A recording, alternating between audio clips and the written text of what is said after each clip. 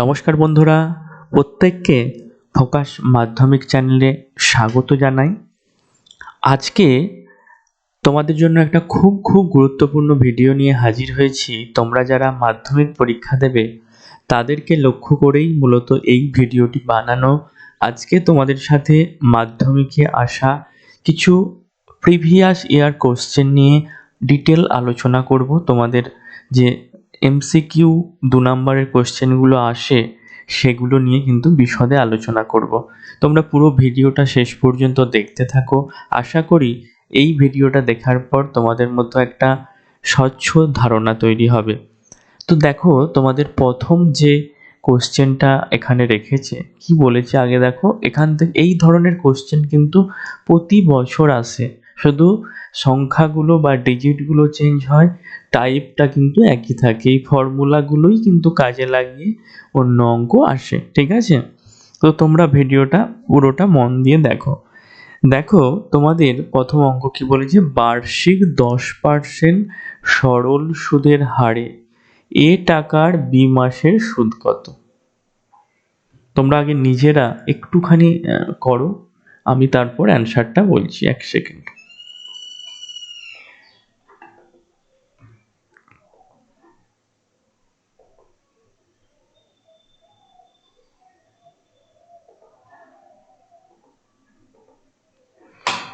দেখো, এখানে এ টাকার বলেছে, তাহলে এটা হচ্ছে আমার আসল। আসল কি হলো আমার? আসল হলো এ, বোঝা গেল? বি মাসের সুদ, ঠিক আছে? বি মাসের সুদ, তাহলে আমার সময় কি হলো? সময় হলো বি, বোঝা গেল? এবার আমাকে বলেছে বি মাস, তাহলে এটাকে আমাকে বছরে করতে হবে। বি বাই 12 বছর হবে, তাই তো? হলো। বার্ষিক সুদের হার কত? না, 10% বার্ষিক সুদের হার, ঠিক আছে? বার্ষিক সুদের হার, ঠিক আছে? এটা সুদের হার লিখেছি 10%, ঠিক আছে? তাহলে মোট সুদ কত? তাহলে সুদটা আমার হচ্ছে, ক্যালকুলেশন করতে হবে, এ গুণিত 10 গুণিত বি বাই 12 ডিভাইড কত হবে? না, 100। এটাকে ক্যালকুলেশন করলে আমার কি দাঁড়াবে? ওপরে এ বি 10 এ বি আর নিচে 12, তাহলে কাটাকুটি করলে আমার দাঁড়াচ্ছে এ বি বাই 120, ঠিক আছে? এ বি বাই 120 আমার হচ্ছে এখানে উত্তর, বোঝা গেল? ঠিক আছে। এখানটা যারা বুঝতে পারোনি, দেখো এখানটা হচ্ছে আর একটু ভেঙে করে দিই। A B into 10 by 12 by 100, ঠিক আছে? তাহলে কি দাঁড়ালো? A B into 10 by 12 into 1 by 100, 10কে 10, 12 10কে 120, এ বি বাই 120 উত্তর টাকা। কোন অপশানটা উত্তর হবে এখানে? তাহলে option B, A B by 120, বোঝা গেল? ওকে, পরের অঙ্কে যাই। পরেরটা কি বলেছে দেখো, খুব সহজ এটা।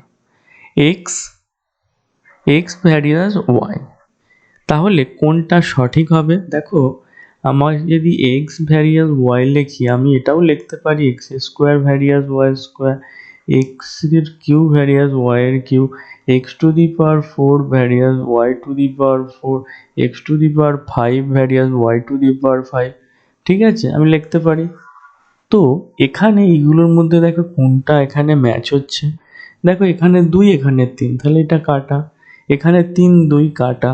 এখানে দেখো এখানে কিছু নাই, মানে 1 আছে, আর এখানে 2 কাটা, তাহলে এখানে 2 2, এটা আমার সঠিক উত্তর, ঠিক আছে? বোঝা গেল? এবার আসি পরবর্তী কোশ্চেনে। এ বি সি ডি বৃত্তস্থ চতুর্ভুজের এ কোণ দেওয়া আছে, সে কোণ বার করতে হবে। এ বি সি ডি একটা বৃত্তস্থ চতুর্ভুজ, 4টি বাহু দ্বারা সীমাবদ্ধ ক্ষেত্রকেই চতুর্ভুজ বলে। একটা বৃত্তের মধ্য আছে,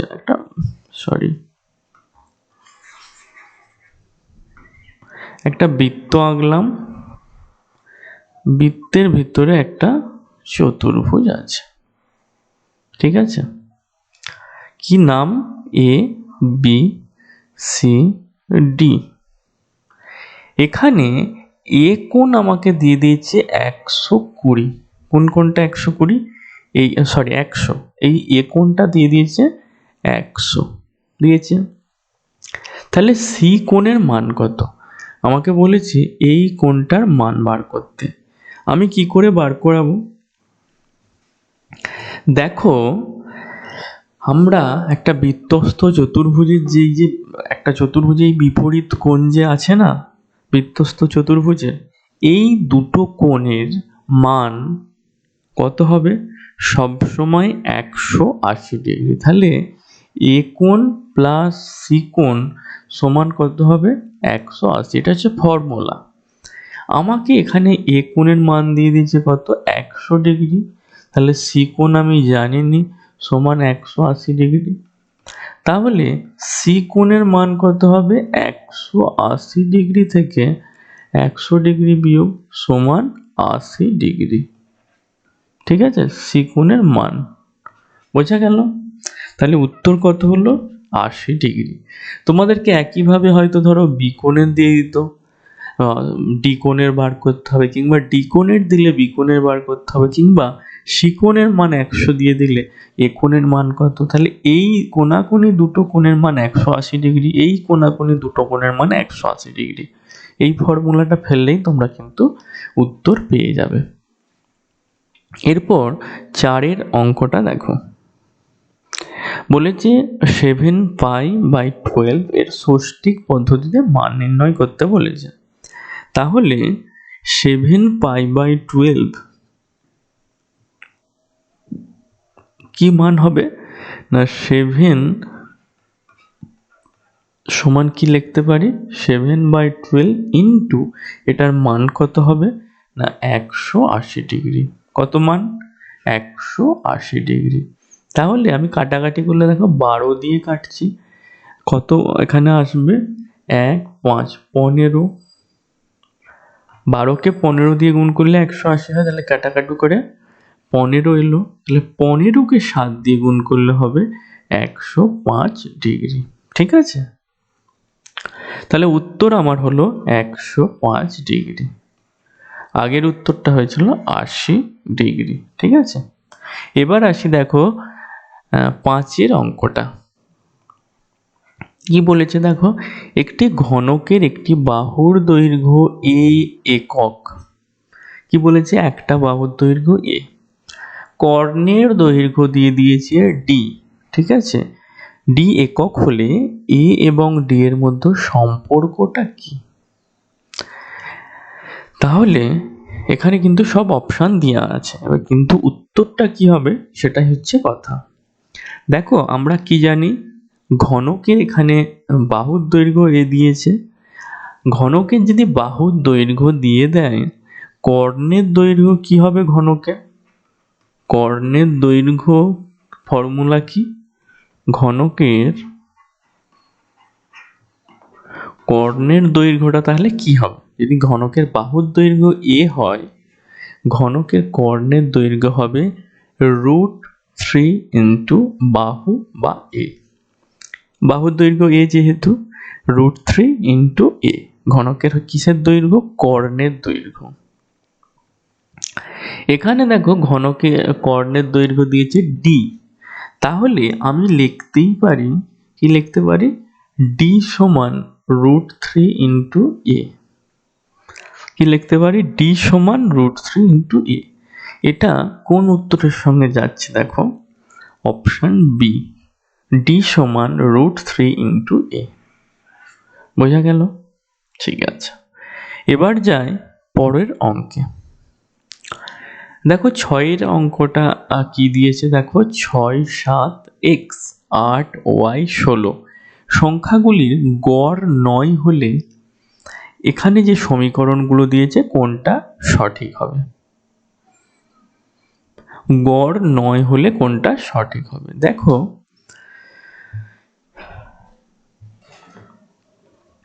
আমি কিভাবে করব অঙ্কটা, খুব মন দিয়ে দেখো। আমি এইভাবে করতে পারি, দেখো 6 plus 7 plus x plus 8 plus y plus 16 কটা হয়েছে? 1 2 3 4 5 6। এই সংখ্যাগুলোর গড় কত হবে? এইগুলোর যোগফল ভাজিত 6, ঠিক তো? সমান আমি কি লিখতে পারি? 9, কারণ গড় 9 বলে দিয়েছে। দেখো সবগুলো যোগ করে 6 দিয়ে ভাগ করলেই এদের গড় বেরাবে, আর গড় আমাকে 9 বলে দিয়েছে। এবার আমি ক্যালকুলেশন করলেই পেয়ে যাব। দেখো উপরটা কত আসছে? 6 6 12 1 13, 13 আর 8 21, 21 আর 16 কত? 37, তাই তো? 37 প্লাস এখানে একটা এক্স, এখানে একটা y, x plus y by 6 সমান 9। বোঝা গেল? পরের লাইনে কি লিখতে পারি? দেখো 37 প্লাস এক্স প্লাস ওয়াই সমান, এই কোনাকুনি গুণ হবে, এটা এই দিকে আর এইটা এই দিকে, তাহলে 6 9 54। ঠিক আছে, পরের লাইনে কি লিখবো? এক্স প্লাস ওয়াই সমান 54 মাইনাস 37 সমান কত হবে? 17।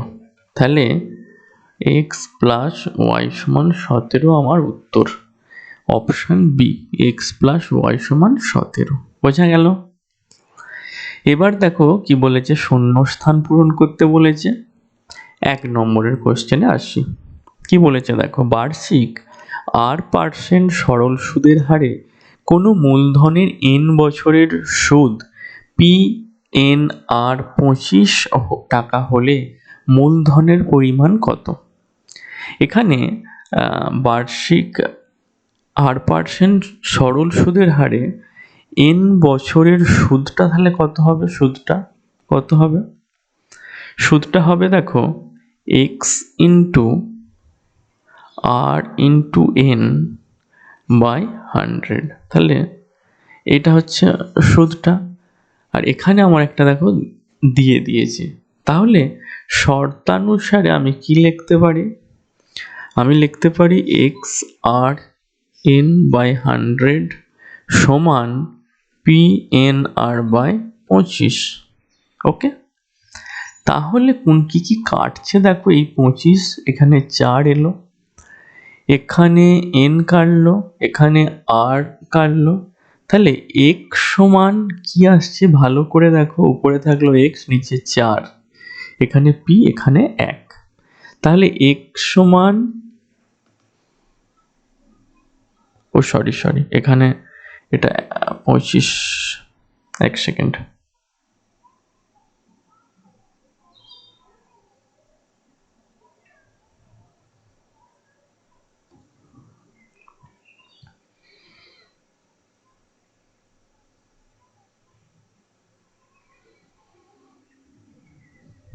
ঠিকই আছে 25। তাহলে এখানে কি হবে দেখো, x সমান 4p। ঠিক আছে, x সমান কত হচ্ছে? 4p। পরের কোশ্চেনে যাই, দেখো 2 একটা, এই যে একটা সমীকরণ দিয়েছে, সমীকরণটিতে a এর মান ড্যাশের জন্য দ্বিঘাত সমীকরণ হবে না। দেখো দ্বিঘাত সমীকরণ বলতে এই যে 2 হচ্ছে সর্বোচ্চ ঘাত থাকবে, ঠিক আছে? তো কিসের জন্য এর মান কত হলে এটা দ্বিঘাত সমীকরণ হবে না? এটা তো এখন দ্বিঘাত সমীকরণ। কিন্তু আমি যদি দেখো এর জায়গায় 2 বস করে দিই, দেখো ভালো করে, এর জায়গায় আমি এর মান 2 ভেবে নিচ্ছি, তাহলে 2 মাইনাস 2, 2 মাইনাস 2 সমান 0। 0কে x দিয়ে গুণ করলে x স্কোয়ার, তাহলে এই পুরো পদটা তো এখানটা 0 হয়ে যাচ্ছে। ঠিক আছে, তাহলে এটা 0 হয়ে গেলে কি পড়ে থাকছে? 3x প্লাস 5 সমান 0। তাহলে এটা তখন একঘাত সমীকরণ হয়ে যাচ্ছে, তাই না? তো সমীকরণটিতে a এর কোন মানের জন্য দ্বিঘাত সমীকরণ হবে না যদি বলে, তোমাকে করতে হবে কি, a - 2 সমান 0, অতএব a সমান 2। অতএব a এর মান 2 এর জন্য দ্বিঘাত সমীকরণ হবে না। ঠিক আছে, পরের কোশ্চেন, ABCD একটি বৃত্তস্থ সামান্তরিক হলে a এর মান কত? একটি বৃত্তস্থ সামান্তরিক, ঠিক আছে,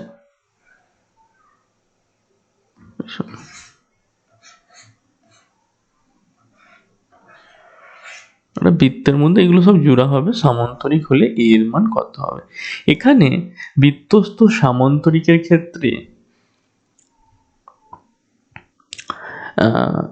যে ভিতরের কোণগুলি কি হবে না 90 ডিগ্রি হবে। এটা হচ্ছে আমার একটা ফর্মুলা। বৃত্তস্থ সামান্তরিকের ভিতরে যে মানে সামান্তরিকের সেটা হচ্ছে একটা আয়তক্ষেত্র হবে, তো সেক্ষেত্রে প্রত্যেকটা কোণ হবে কত 90 ডিগ্রি। ঠিক আছে, তো পরের কোশ্চেনে আসি, tan 35 ডিগ্রি tan 55 ডিগ্রি সমান sin থিটা, তাহলে থিটার সর্বনিম্ন ধনাত্মক মান কত হবে? দেখো এই অঙ্কটা কিভাবে তোমরা করবে, দেখো tan 35 tan 55 সমান sin থিটা। আমি পরের লাইনে লিখতে পারি sin থিটা সমান tan 35 গুণিত tan 90 ডিগ্রি মাইনাস 35। ওকে, পরেরটা দেখো sin থিটা সমান tan 35 গুণিত cot 35। পরের লাইনে তাহলে sin থিটা সমান tan 35 cot 35, তাহলে sin থিটা সমান হবে কত হবে না 1, কারণ এই দুটো গুণ করলে তো 1 হবে, সূত্রই রয়েছে তোমাদের।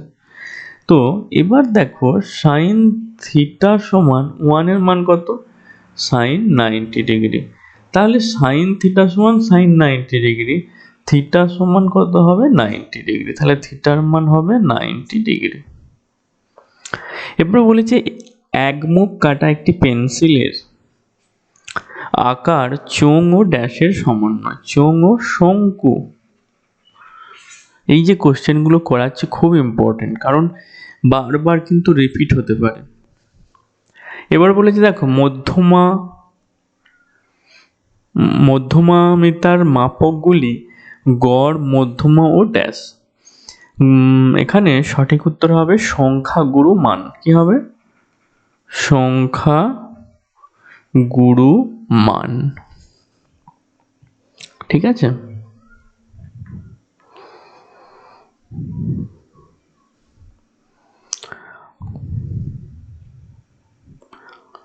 এবার দেখো কি বলেছে সত্য মিথ্যা। সত্য মিথ্যা কি বলেছে দেখো, একটা নির্দিষ্ট আসলের ওপর সমান হারে সুদ হলে 2 বছরের সরল সুদ চক্রবৃদ্ধি সুদের তুলনায় বেশি। এখানে এটা কি হবে? এটা হবে মিথ্যা। ঠিক আছে, কারণ তোমরা নিজেরাই বুঝতে পারছো নির্দিষ্ট আসলের ওপর সমান হারে সুদ হলে 2 বছরের সরল সুদ চক্রবৃদ্ধি সুদের তুলনায় বেশি, এটা একদম ভুল দেয়া আছে। তোমরা নিজেরাই যদি প্র্যাকটিক্যালি ভাবো তাহলে কিন্তু বুঝতে পারবে। পরের অঙ্কটা দেখো, এত এত এত ক্রমিক সমানুপাতি। ক্রমিক সমানুপাতি এটা কি হবে, সত্য না মিথ্যা? এখানে একটুখানি ক্যালকুলেশন তোমরা যদি করো তাহলেই তোমরা কিন্তু দেখতে পাবে। কি দেখতে পাবে দেখো, x এর cube y by x square y square সমান x বাই y, এবং আর একটা যদি ধরি x square y square by x y cube সমান x y বাই y। অতএব আমরা এখান থেকে কি লিখতে পারি দেখো, x এর cube by x square y square সমান x square y square by x y cube. ঠিক আছে, এটা লিখতে পারি। তাহলে আমি এই যে বিবৃতিটা লিখতে পারি কি না সত্য। ঠিক আছে, পরের অঙ্ক দেখো, অর্ধবৃত্তাংশস্থ অপেক্ষা ক্ষুদ্রতম বৃত্তাংশস্থ কোণ স্থূলকোণ। এটা কি হবে না, এটা হচ্ছে সত্য। পরের অঙ্ক দেখো, এগুলো সব একটু থিওরিটিক্যাল, মানে এখানে তুমি যদি থিওরিটা একটু জানো তাহলেই একদম সহজ, দেখলেই উত্তর করতে পারবে। Sec square 27 degree minus cot square 63 ডিগ্রির সরল মান 1। এটাকে একটু তোমাকে করতে হবে। কি করতে হবে?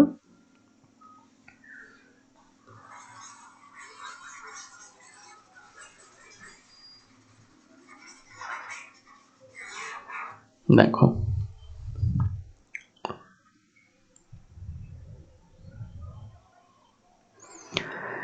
এই অঙ্কটা একবার খুব ভালো করে দেখো। এক সেকেন্ড।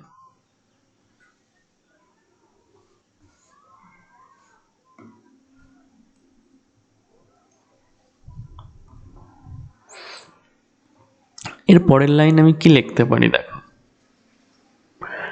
সেক স্কোয়ার 27 ডিগ্রি, এটাকে আমি চেঞ্জ করে কি লিখতে পারি, 1 প্লাস ট্যান স্কোয়ার 27 ডিগ্রি, আর মাইনাস কট স্কোয়ার 63 কি লিখতে পারি, cot square 90 degree minus 27 degree. দেখো এখানটা 63 আসছে কট স্কোয়ার, এইটা কত আসছে 1 প্লাস ট্যান স্কোয়ার 27 ডিগ্রি, সমান এখানটা কি লিখতে পারি দেখো, 1 plus tan square 27 degree minus এখানটা কি পাল্টে যে কি হবে দেখো, এখানটা হবে ট্যান স্কোয়ার 27 ডিগ্রি, চেঞ্জ হয়ে গেল। তাহলে এইটা কাটলো, এইটা কেটে গেল, সমান রয়ে গেল আমার 1। তাহলে এটা হচ্ছে সঠিক, অর্থাৎ সত্য।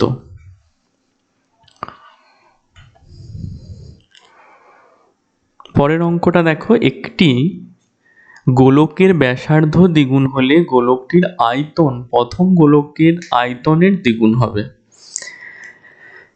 কি হবে এটা, গোলকের ব্যাসার্ধ আমি ধরছি r, তাহলে গোলকের আয়তন কত হবে, 4/3 পাই আর কিউ ঘন একক। এককটা সবসময় আয়তন হলে তো ঘন একক। এবার আমাকে বলেছে দেখো, গোলকের ব্যাসার্ধ যদি দ্বিগুণ হয় আয়তন কত হবে, তখন আয়তন হবে, দেখো আমি সব লিখছি না, মুখে বলছি, তখন আয়তন হবে 4/3 পাই আর কিউটাকে কি হবে না 2r তার কিউ, এটা তো ডবল হয়েছে 2r কিউ, তাহলে 4/3 পাই 4r কিউ, ওই 2-এর কিউ মানে এটা 8 হবে, 2-এর কিউ সমান 8 ইন্টু 4/3 পাই আর কিউ, এটা ঘন একক। ঠিক আছে, তাহলে 5-এরটা কি হবে না মিথ্যা। এরপর আসি 6-এরটা। দেখো এই স্কোর আর শিক্ষার্থীর সংখ্যাটা যদি দেখো, এখানে বলেছে বিভাজনটির সংখ্যাগুরু মান হলো 3, এক্ষেত্রে সংখ্যাগুরু মান হবে 4, এটা অ্যান্সার হবে। তাহলে এটা কি হবে না, এটা হবে মিথ্যা। বোঝা গেল?